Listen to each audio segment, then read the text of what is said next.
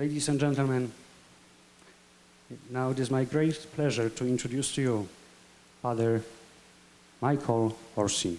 Father, please.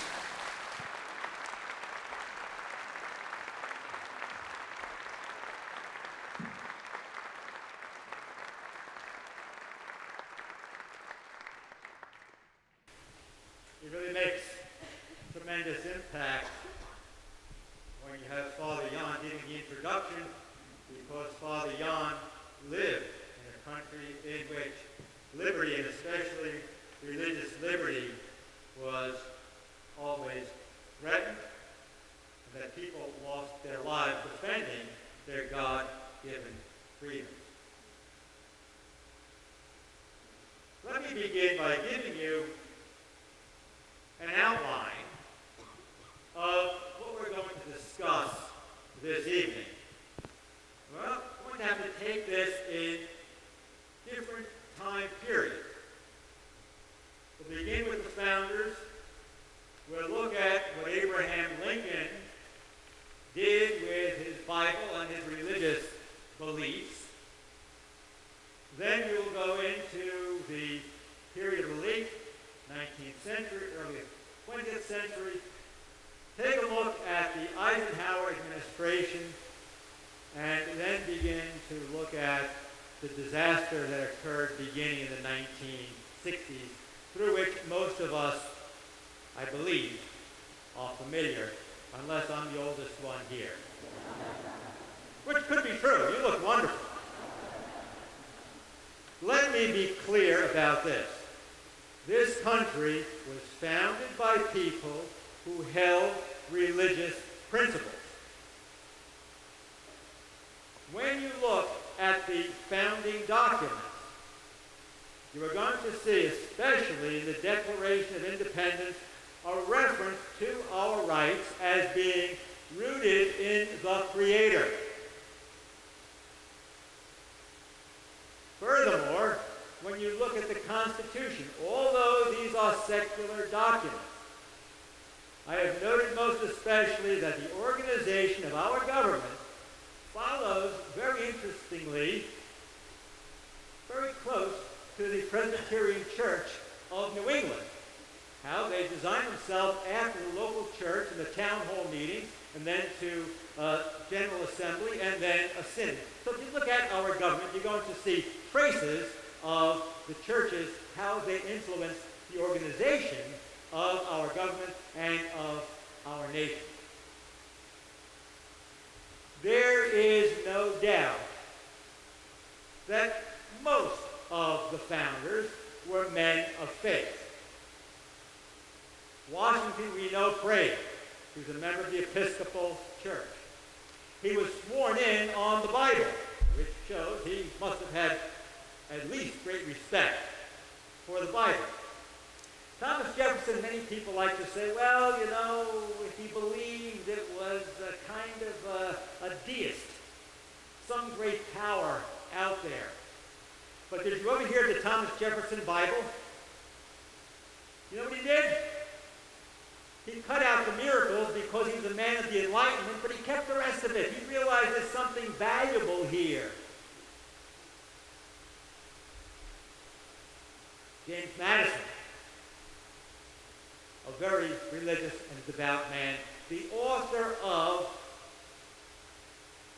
the first 10 amendments to the Constitution, known as the Bill of Rights. Now let me be clear regarding the founders. They realized that, all other things put aside, that religion had an important role to play in America, and the churches had a role to play in America. Why?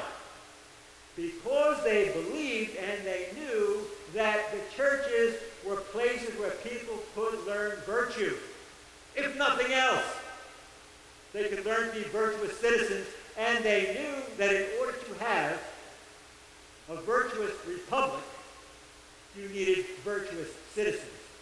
So religion was always on their mind.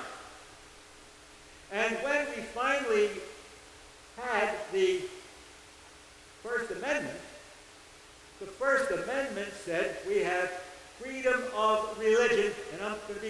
about that, freedom of religion, not freedom of worship.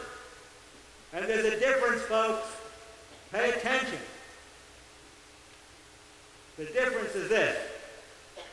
Freedom of religion means that religion has a place in the public square. That religious people have a voice in the public square. And that there is no separation between faith and politics, although some would have us want to believe that today. Freedom of worship, on the other hand, means this. Go to your little church, say your prayers, and keep your mouth shut outside of church. Isn't that nice? And that leaves everything wide open out there to manipulate society any which way you can, and we will see how that attitude has grown from the beginning of the past century, the 20th century, until today, where today there is an open war on Christians especially. And I'll begin to develop that more for you as we proceed. After the founders, we can go into the lives of many of the presidents, but there is one president that we have to focus on most especially. And who's that? Abraham Lincoln. Now some will say, Lincoln himself did not belong to any church, although he went to the New York Presbyterian while he was in Washington. But let's just say that Lincoln did not have a specific creed. What Lincoln did do, though, he read the Bible. And he believed in the Bible. And he believed the message of the Bible. That all men are created by God. And he found those words in the Declaration of Independence. And he carried through with those words in his administration. He recognized that slavery was contrary to God's law.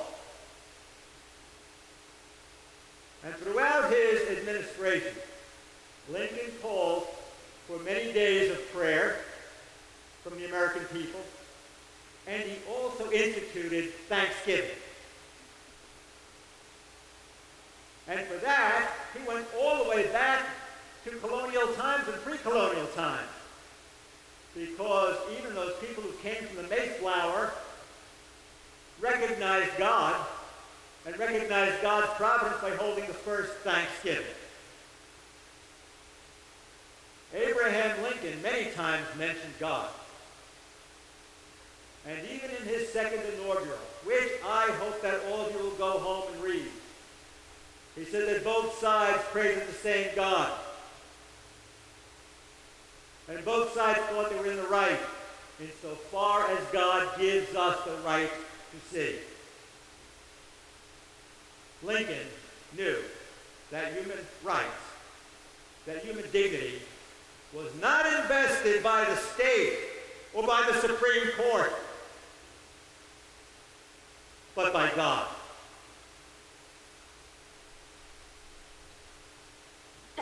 Let's move on just a little bit further. We come to the end of the 19th century, beginning of the 20th century. There is a man who stands out, I think, in history, William Jennings Bryan. William Jennings Bryan. I'm sure many of you have heard about him. Ran for president 4 times, lost 4 times, and probably good that he lost all 4 times. However, if we look at his speeches, they are laced with biblical imagery. And I think all of you studied in school, mankind shall not be crucified on a cross of gold. And so America as a nation identified with the Bible, the Old Testament and the New Testament. And as we move into the 20th century, let me be very clear about this. The churches played an important role in the support of our American efforts to defeat our enemies in World War I and in World War II.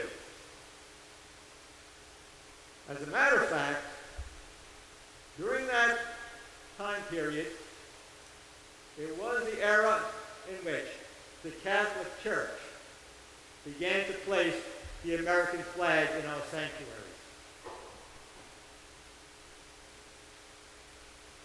We know and we believe that this is an exceptional country. It's called American exceptionalism. We've always held that because it's different from any other country. Because human life, human dignity, human freedom, and rights are always foremost in the American psyche. During the Eisenhower administration, the words "In God We Trust" were added to our national anthem and on our coinage. And the president said at that time, he said, "We are a Christian nation." Well, at that time, about 70% of people acknowledged the fact that they were Christian. If not 90% of the people said at least that they believed in Christianity. Now, what happened to that almost 200 years since our founding, before our founding, up to the Eisenhower administration, that this was a God-fearing nation, a nation who placed its trust under God, and all of a sudden, God is now being removed from the public square. We'll go into some of those instances in just a little while, but I can't go into too much detail. There's too much to tell. What happened? There was a group, and it's still prevalent among philosophers, and it was called the Frankfurt School, the Frankfurt School. And some names like Theodore Adorno and Herbert Marcuse. And these people were basically Marxist in their ideology. And they began to talk about critical theory. Critical theory. What does that mean? It means that you have to criticize everything and look at it insofar as it is part of a power structure. And what that power structure that is presently in place tries to do is to suppress people and to suppress human beings. Because those power structures play by traditional rules, follow custom, precept, and law. There are thousands of years of custom and law and the Bible which tell people right from wrong. With these critical theorists, and also another school requiring a hermeneutic of suspicion, be suspicious of all authority, these people began to realize that if we can get control of the universities, we can change people's thinking. And instead of mankind being made in the image and likeness of God, we can make mankind in our own image. What we want man to be. It's the sin of Adam and Eve. It's the sin of Noah. It's the sin of Sodom and Gomorrah. It's all over again. So they began in the 30s and 40s to begin to instruct to the intellectual elite. And eventually, they get control of our colleges and universities, and then, of course, the media. So you remember the 60s. I remember them all too vividly. It seemed like it was all about Vietnam. It wasn't. It was about the overthrow of the world order as it was known before atheism, communism, and positivism, which means we make it up as we go along. We don't pay attention to the common law.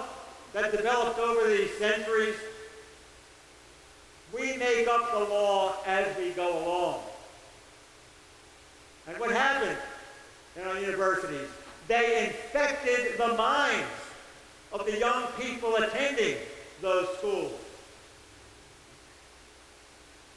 Colleges, universities, and they even found their way into some of the churches.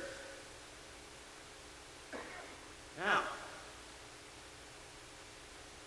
who is now the present elite of our society? Who has control of those schools? The secular elites. Don't think for a moment that gay marriage was all because 2% of the population, which claims to be homosexual, decided they were going to change the law. That's baloney. They had with them an elite, a secular elite, people who wished to change the world, to change reality, to change the way people behave in a moral way since before the Bible even existed. People knew right from wrong. Now, you now have in place a baby boom generation, and those that follow them being instructed that you can create your own reality. These people got control even of the grammar schools. They're in control of the educational system, and they're in control of the media. And people today are being inundated by this. These secular elites push their agenda. We should have seen this coming. It was the destruction of the family that they went for first. Why? It's the basic building block of society. What did they do? They began to praise divorce. Now you're entitled to a divorce. You're not getting along. Get out. Easy divorce. Then they began to talk about maybe you don't need two parents. Maybe one parent is enough. Single parenthood. Way! Isn't that great? I often watch some of these stupid shows, and they are stupid. You'll see somebody be introduced. This is Jane so-and-so. She is a single mother of 6 children. And then all the idiots in the audience start clapping. Is that something to clap about? It's hard enough to raise a kid with 2 parents, and we're clapping for this poor lady that has 6? Then we go to cohabitation.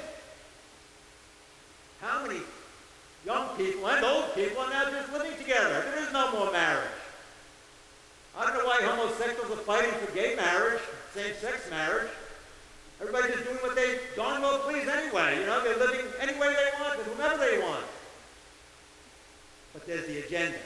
It's the destructive agenda of the liberal, secular elite that have their roots in the Frankfurt School of critical thinking that undermines all legitimate authority. Legitimate authority begins with God. So now, what's the next step, dear friends? Who do you got to get off the stage? God.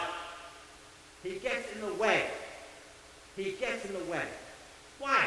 Because if you talk about God, there has to be certain rules and regulations. People don't want to hear rules and regulations. What do they want? I want to do my own thing. I want to be me. I went to the Chase Bank in June, only 2 days ago, and I went there. They have computers all over the place now. I mean, you don't even get to go to a teller like in the old days, you know. I walk in the bank, and on every computer screen, you know what's there? Be yourself.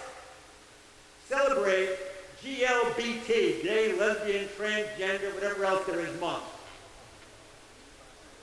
I looked at one of the greeters in the bank and I said, there's nothing here for me, what about normal?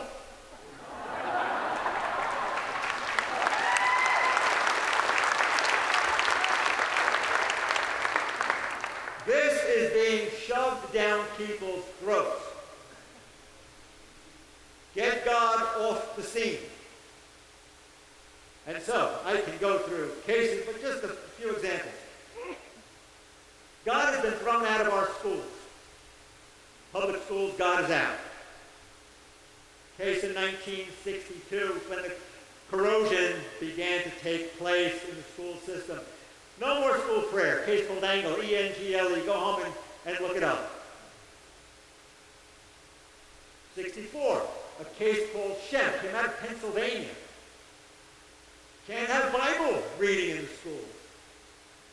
So now you got no prayer, no Bible, and then as time progressed, even if a child should mention something about God, that child was in some way chastised and said, you can't say that.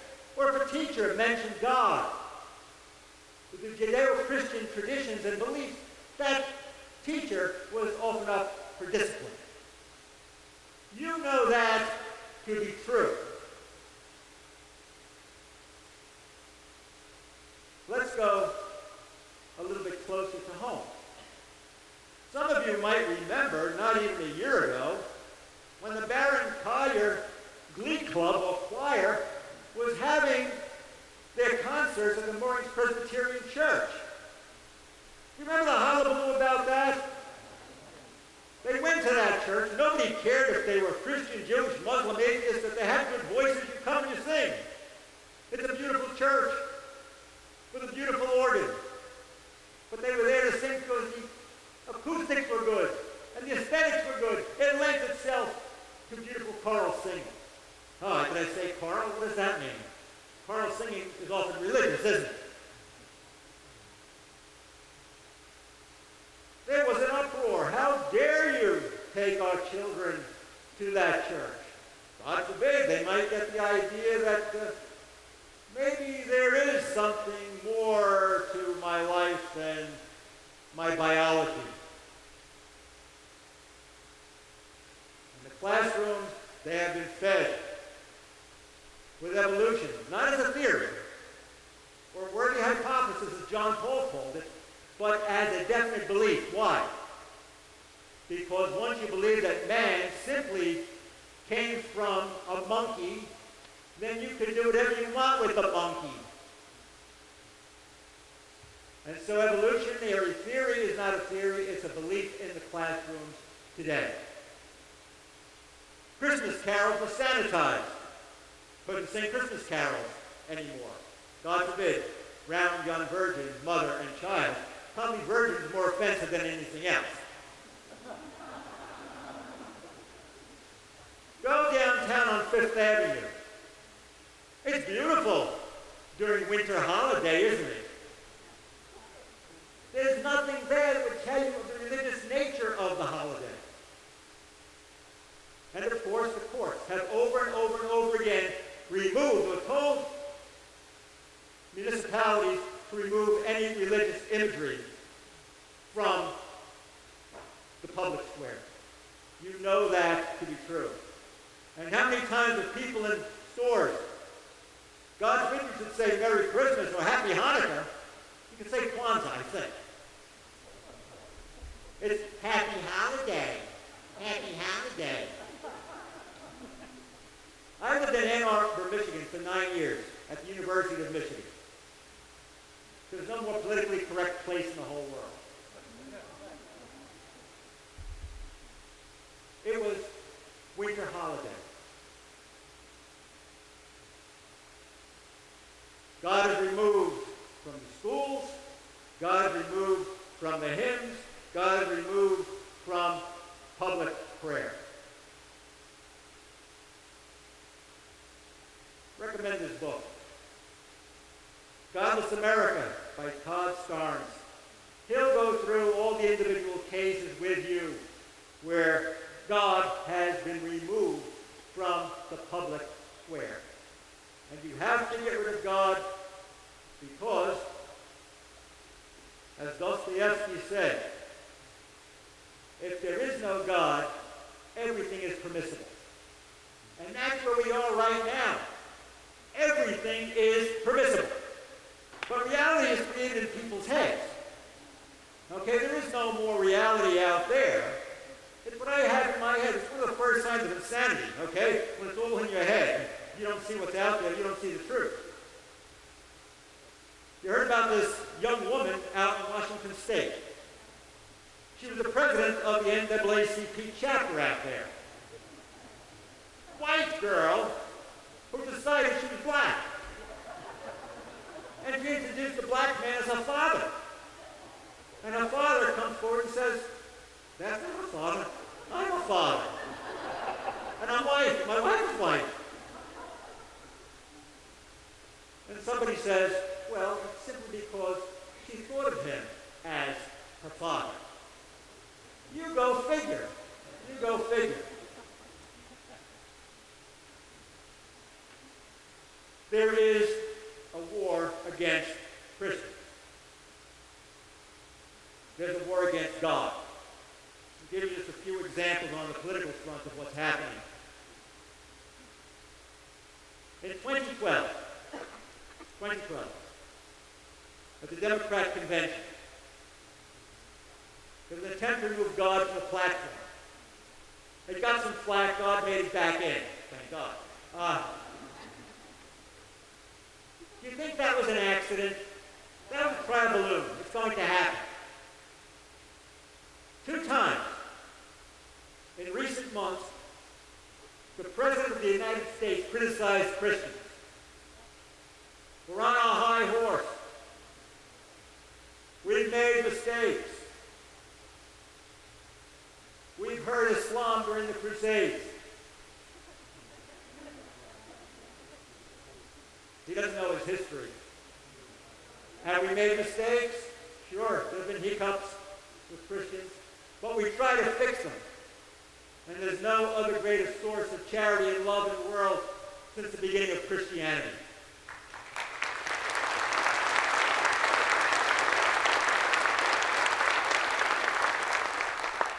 And then, if that's not all, Hillary Clinton gives a speech, and she says, well, the churches are just going to have to change their beliefs in order to accommodate women's equality. You know what she's referring to? The HHS mandate. You know what that is? That employers, even Catholic employers, Christian employers, churches, parachurch organizations or faith-based organizations who believe contraception and abortion are wrong, that they must purchase insurance to cover contraception and abortion for their employees. That's what she's talking about. Why aren't the leaders of the churches up in arms about that? Because I'll tell you why. Everybody's afraid. Everybody's afraid. Afraid of what? Well, Jan referred to the 5013C, tax exemption. That's another fallacy. Tax exemption 5013C came about because of Senator Lyndon Johnson in Texas got angry with a group of tax-exempt organizations for not supporting him. Somehow, people began to believe that that should apply to the churches. There ain't nothing there. Go back and read the intent of that legislation. But the churches fell for it. They were afraid. And oftentimes they were advised by lawyers. Many lawyers, good people, but they always like to cover their you-know-whats.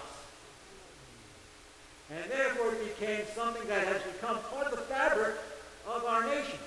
Churches are oftentimes afraid to speak out, except the black churches. They've done it, and courageously over the years. Other Christian churches must begin to do the same thing. It's better to lose the tax-exempt status than to lose our souls. Keep it.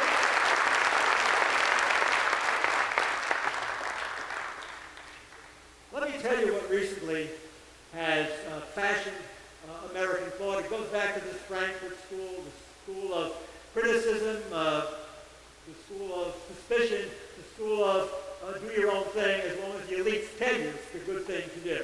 Because most people can't think for themselves anymore. They think everybody is smarter than they are, or they don't take time to think at all. One of the first indications of how bad things are is, first of all, the way our Constitution is being interpreted. 1973, Roe v. Wade.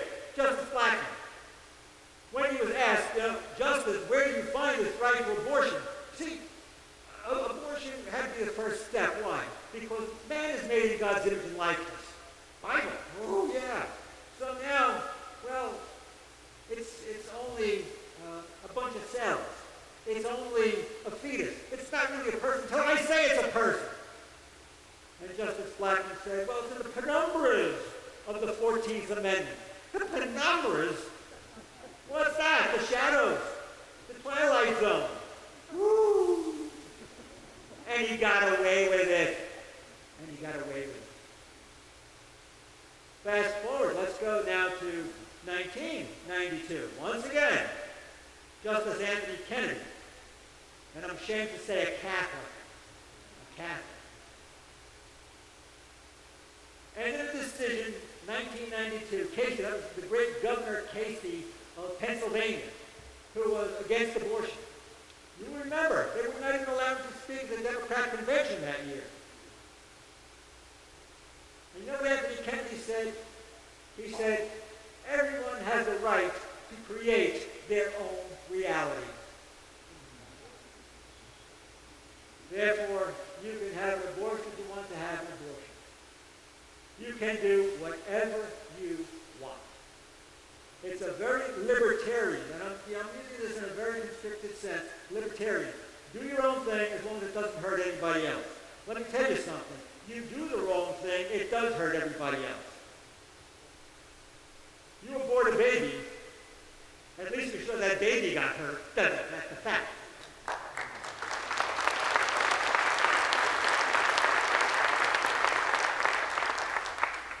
And then recently, this opinion, Obergefell, came out this past Friday. And once again, Kennedy goes to this 14th Amendment. And he says the 14th Amendment requires that everybody have due process, yes, and everybody should be treated equally. Equal rights, yes. Mr. Justice, read what the 14th Amendment says. Due process insofar as life, liberty, and property. And it cannot be taken away unless there's a due process of law. That's what that means. It doesn't mean that homosexual people have the right to get married. That contravenes all of society since the time of the caveman. It contravenes God's law in the Bible, and churches that allow and perform same-sex marriages should no longer call themselves Christians.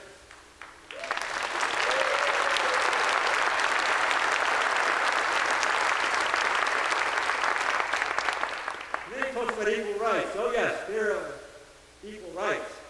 But equal rights that human beings have the right to do things that other human beings do.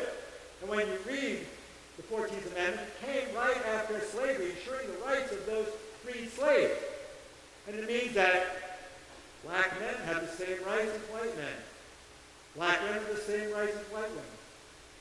Black men can marry a white woman, or a white woman can marry a black man. It says nothing, nor is it even imaginable that those authors of the 14th Amendment would ever think that they were permitting same-sex marriage.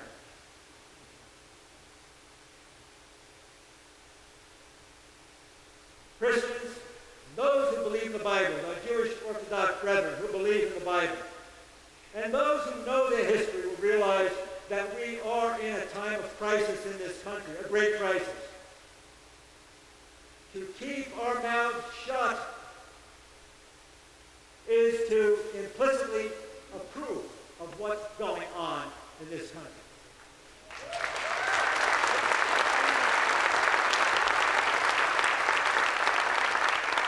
And they are complicit in crime. A crime against the Constitution which is, if not dead, slowly dying. None dare call it treason, but I think what the Supreme Court has done is very close to treason.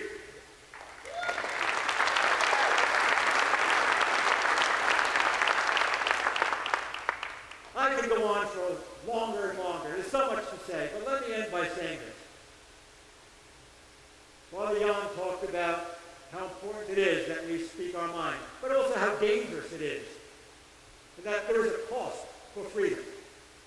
This is what the late Cardinal George of Chicago said. He said, "I will die in my bed." And indeed he did 3 months ago. "My successor will die in jail. And his successor will be martyred in the public square. And when all civilization as we once knew it has fallen apart, the church will be there to pick up the pieces and put it back together again." God bless you.